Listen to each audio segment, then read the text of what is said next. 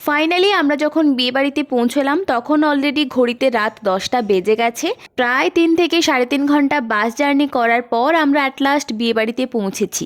আর আমি একটু টায়ার্ড ছিলাম, যার জন্য পুরো রাস্তাটাই আমি ঘুমোতে ঘুমোতে গেছি এবং ওখানে যখন পৌঁছেছি তখন অলরেডি আমার ঘুম ঘুম চোখ, আর সাথে প্রচণ্ড খিদেও পেয়ে গেছিলো। কিন্তু ওখানে পকোড়ার লাইনে এত পরিমাণে ভিড় ছিল যে আমার হাত পর্যন্ত পকোড়া এসে পৌঁছয়নি।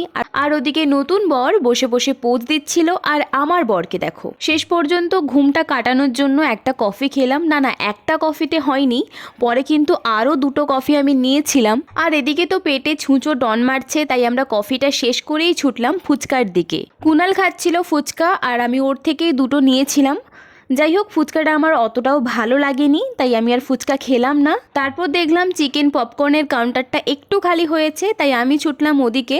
আসলে কি জানো তো, এখন ঘড়িতে অলরেডি 10:30 পৌনে 11টা বাজতে যায়। এখন স্টার্টার খেয়ে পেট ভরিয়ে নিলে মেন কোর্সে আমি আর কিছু খেতেই পারবো না। যাই হোক, ভিডিওটা এই পর্যন্তই। আজ তাহলে আসি, টাটা।